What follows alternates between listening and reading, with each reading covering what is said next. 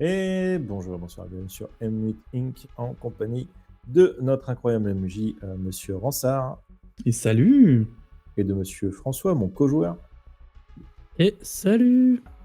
moi-même, du coup, Méric, qui suis son co-joueur à lui. Ce soir, nous reprenons une partie de Brave New World pour des aventures incroyables et pleines de suspense et de secrets. Christopher, Justin, vous étiez en direction de Chicago. Dernière adresse connue, en tout cas d'après les dossiers. De ton ex-femme, Christopher. Vous avez appris dernièrement, les suites à ce qui s'était passé avec Elena, après avoir réglé le problème de la ville, qu'elle semblait liée, d'une manière ou d'une autre, à des recherches un peu particulières, du moins en lien avec des rituels qui pourraient vous occuper. Tu ne sais pas pourquoi, mais elle semble, en tout cas, bien connaître ton directeur.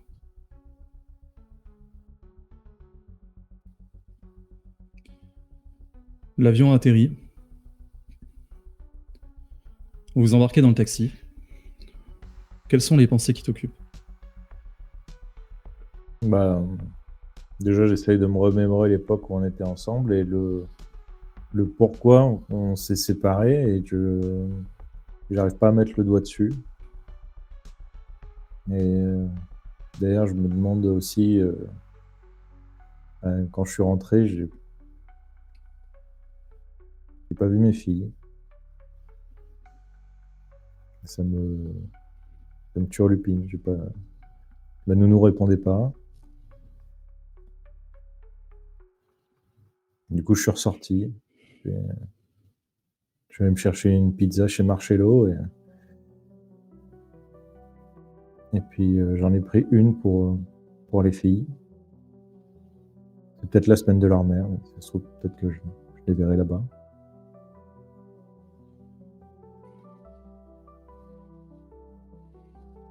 Et tu ressens tes poignets qui te lancent.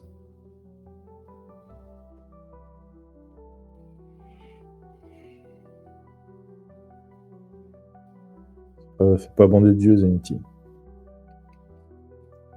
Oui, ça a l'air. Hein. Bon, on va manger des pizzas du coup, et après on fait quoi? Eh ben, allons au rendez-vous.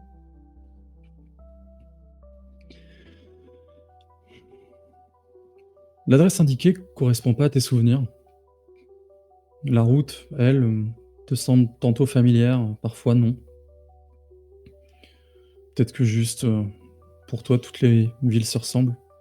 C'est pas trop. Mais tu finis par arriver sur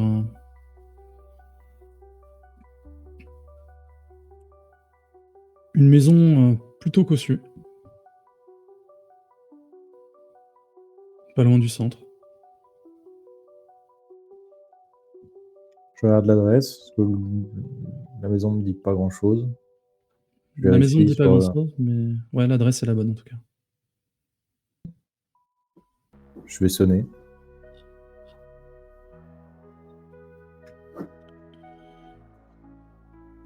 Moi je suis en retrait, hein, je suis derrière, mais je comprends pas tout ce qui se passe, hein, pour être franc. Ouais. En tout cas, le nom sur la boîte aux lettres, c'est pas Morgans. C'est quoi le nom sur la boîte à lettres? Elle a repris son nom de jeune fille.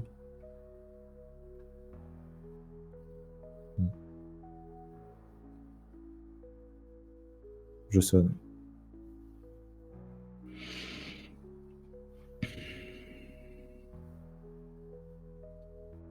On entend des bruits de talons qui semblent se diriger vers la porte. Lentement. T'entends un soupir, comme si, en tout cas, la personne qui allait vous ouvrir avait été dérangée dans quelque chose.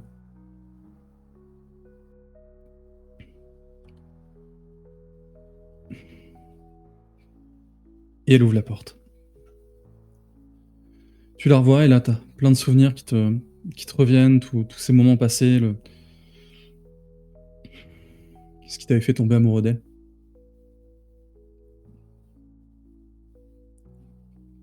Votre mariage, vos filles. Il y a vraiment tout qui te revient. Ça n'a pas changé.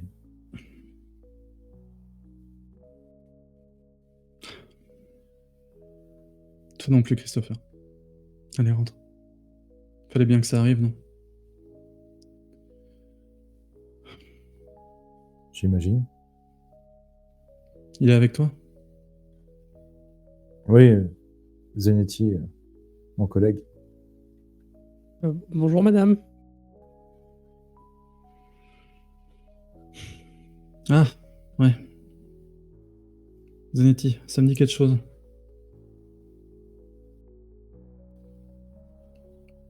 Élément prometteur, non? Pas très académique parfois, mais il en a sous le capot. C'est de mon mieux. J'essaye. Allez, Chris, rentre, on n'a pas beaucoup de temps. Tu dois aller quelque part, tu dois aller chercher les filles peut-être. C'est déjà assez compliqué comme ça, d'accord? Ok, pardon, je voulais pas.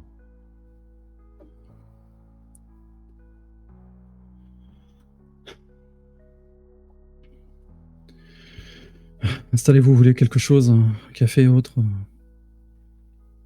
Un café. Je veux bien un café aussi, oui, s'il vous plaît. Sans sucre avec un.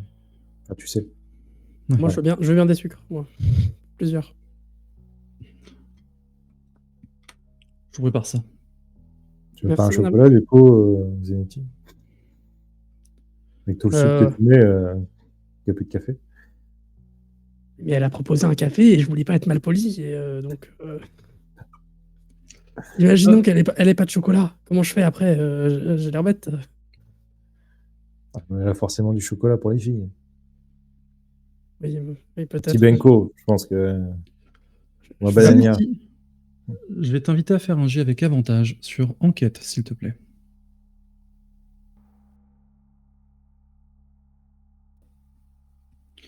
Pendant que vous êtes en train de discuter café, ton regard va machinalement, un petit peu comme le ressenti que tu avais eu la dernière fois, au niveau du gouffre et de la carrière. Tu vas instinctivement commencer à repérer les lieux. Tu vas presque ressentir, par endroits, que les murs semblent avoir été travaillés. On est sur du béton ciré, mais par moments, ce que toi t'avais pris au tout départ plus par des effets de style, au niveau du travail de la matière, tu vas, par les jeux de la lumière et le reste, commencer à y percevoir des motifs que tu connais. Agencés différemment, mais connus. Morgane, regarde le mur là. Tu vois ou pas? Il y a des motifs un peu étranges, non? Comme dans la tour, tu sais. Je regarde.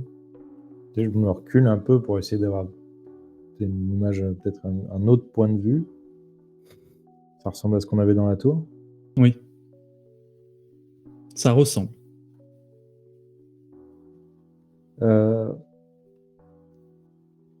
Excuse-moi, c'est nouveau ta déco, hein? Non, ça fait quelques années déjà. Ah ouais, parce que on a vu ça il y a pas longtemps.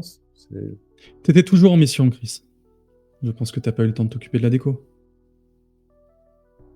Non, mais on a vu des trucs étranges il y a pas si longtemps, et il y avait les mêmes symboles, les mêmes agencements de formes. C'était quoi l'immeuble déjà qu'on a? Je me rappelle plus du nom, mais. En tout cas, je crois que c'était quelque chose. Sécurité des bureaux, je me souviens. C'est C'était sur tout l'immeuble. Et ça venait du sous-sol, je pense. Enfin, c'est étrange ces symboles. Elle revient de la cuisine, avec les cafés, des gâteaux. Et elle se sert un verre de whisky. Il est quelle heure? 14h. C'est peut-être un peu tôt, non?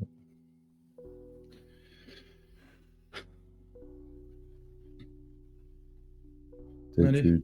Tu vas bien? Je sais pas. Non, je ne vais pas bien, Chris.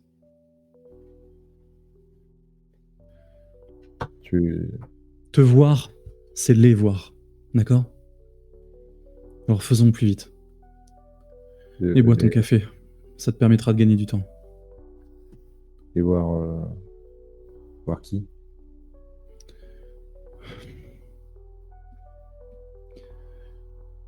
Je les vois dans tes yeux, d'accord? Et si avec ça? Ils m'ont prévenu chez Prométhée. Vous êtes là pour ce qui se passe? C'est un rapport avec le culte?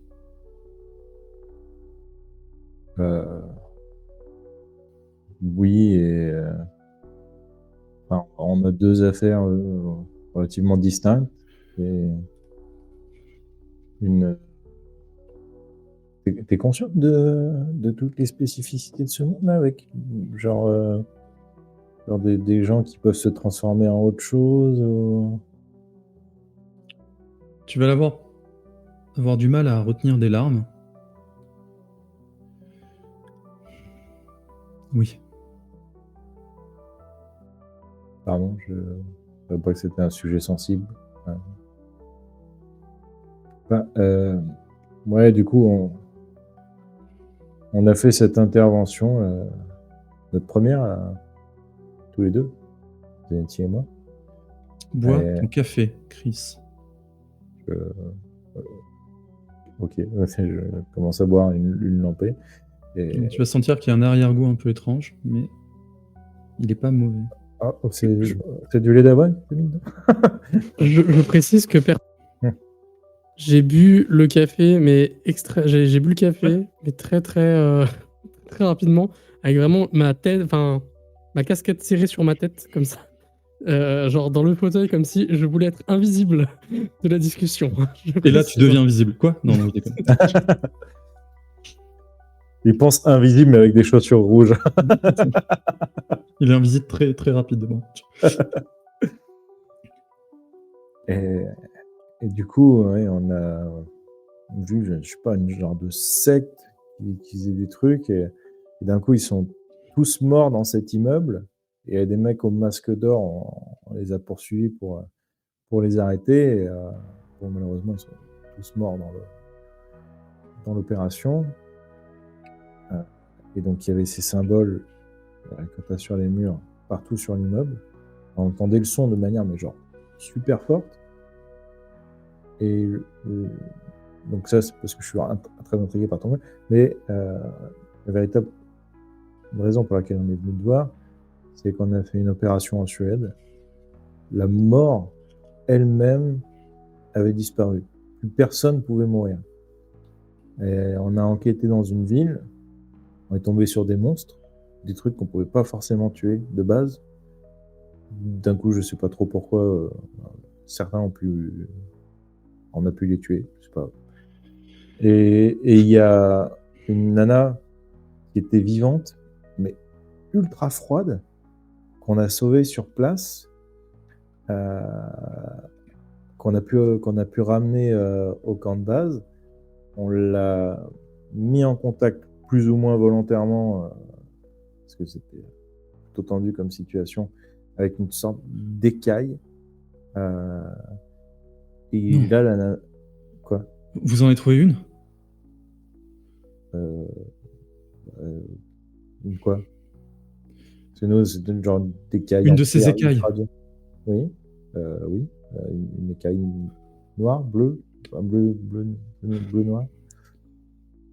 Il est arrivé quoi à l'écaille? Bah, elle est tombée en poussière et là. reconstituer le corps de cette femme, Elena, qui était décharnée, qui était squelettique. Mais maintenant, elle a une couleur bleutée. La dernière fois qu'on s'est quitté, elle était morte. Ok. On doit pouvoir faire quelque chose. Bon, il nous reste combien de temps? De quoi tu parlais? On doit avoir une demi-heure devant nous. Bois le reste de ton café. Je bois. C'est chaud. Avec le café, peut-être 35. Ok. Bon. Elle est où à l'heure actuelle? La personne. Ouais, je pense qu'elle a été transférée chez Prométhée, hein, parce qu'on avait une base temporaire. Tu veux que je demande à Très bien. Delphine?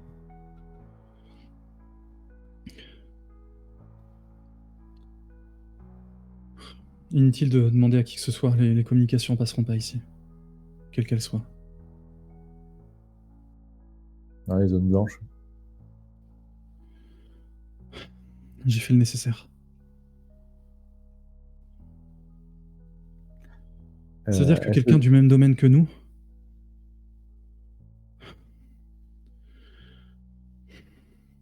Comment ça, du même domaine que nous? Tais-toi, Chris, je suis en train de réfléchir. Non. Une incarnation, peut-être? Un avatar? Dis-moi si c'est un avatar ou pas. Un avatar de quoi? Justin? Je sais pas, peut-être. Enfin, j'en sais rien. C'était là et. Enfin, Si tu parles de la survivante, elle s'appelait Elena. Elle avait un corps presque momifié, une main squelettique.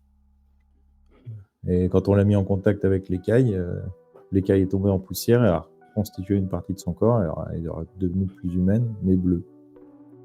un peu morte, quoi. Mais. Ouais, Et avant, elle était bien vivante, hein. Enfin, elle était très.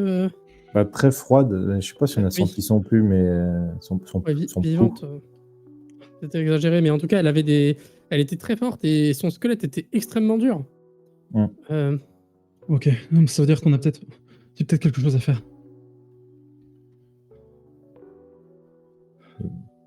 C'est-à-dire que ce que j'ai pas pu faire avec toi...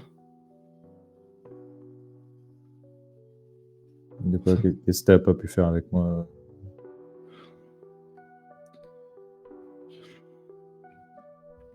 Je regarde Morgane sur mode je comprends pas ce qui se passe. Moi non plus.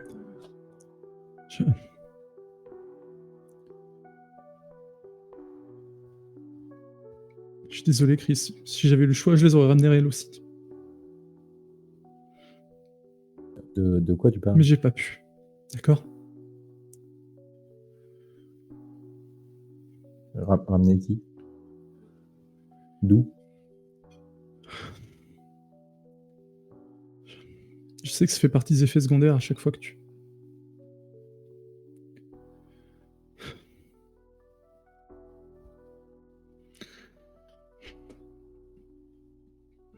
Justin, écoutez bien, d'accord? Il faudra peut-être lui répéter. Oui. Je pensais il m'avait dit qu'il t'en avait parlé. C'est pour ça que je l'ai envoyé chez toi.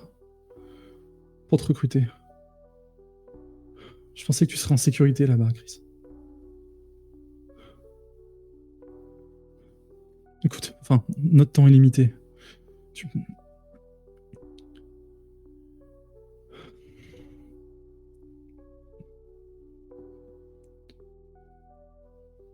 T'as retrouvé les filles.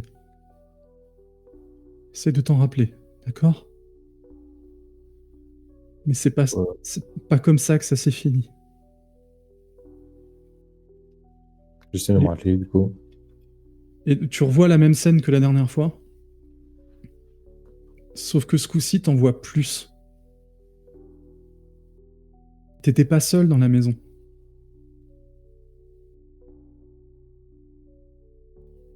un intrus.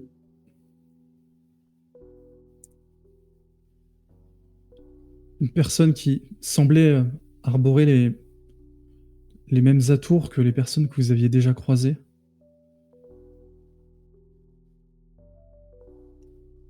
Probablement la personne qui avait fait ça à tes filles. J'essaie de me revisionner la scène, j'essaie de me rappeler de ce que j'ai vu en rentrant à la maison. De qu'est-ce que Et la faisaient dernière mes chose- filles de... Et la dernière chose dont tu te rappelles, c'est que la personne s'est ruée vers toi. Il t'a poignardé à plusieurs reprises.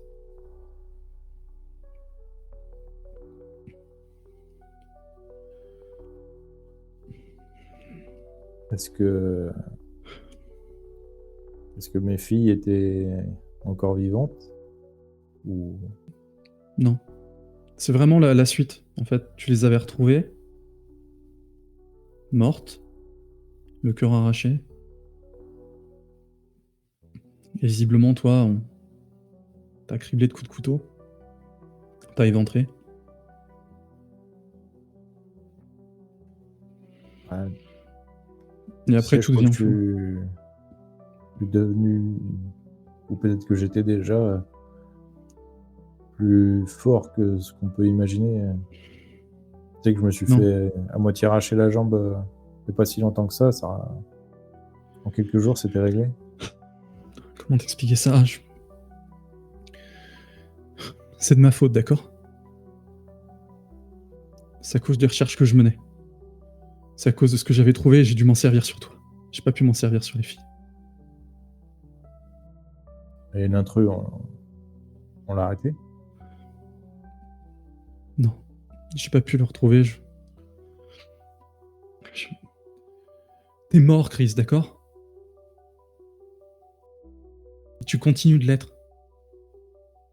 Je regarde Zenetti.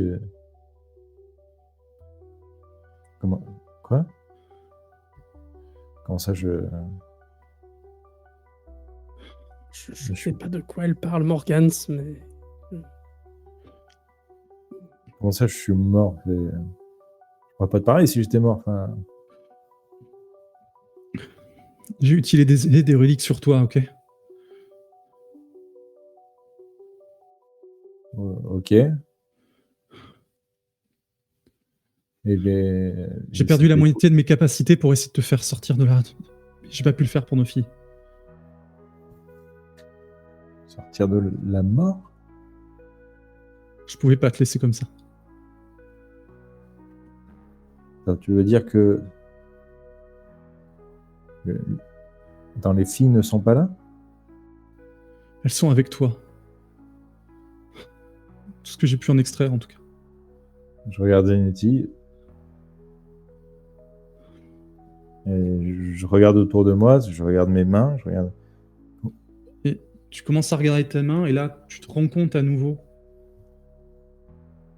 des étiquettes que t'as.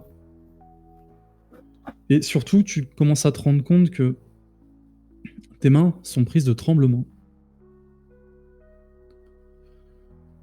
Et Zenetti, toi, d'un coup d'œil rapide, tu te rends compte également que ses yeux semblent commencer à jaunir, comme si le foie était déjà touché.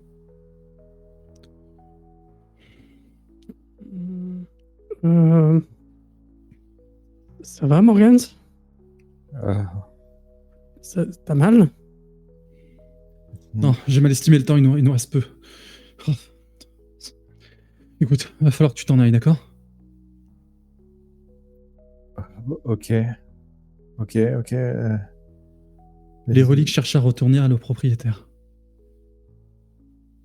Si tu restes trop près de moi, elles vont chercher à t'abandonner, d'accord? Il faut que tu t'en ailles.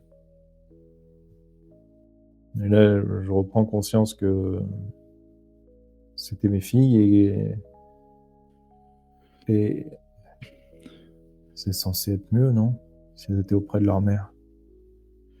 Non, tu vas en avoir plus besoin que moi. Surtout avec ce qui arrive. Et au moment où elle dit ça, Justin, tu vas me faire un jet de perception, s'il te plaît.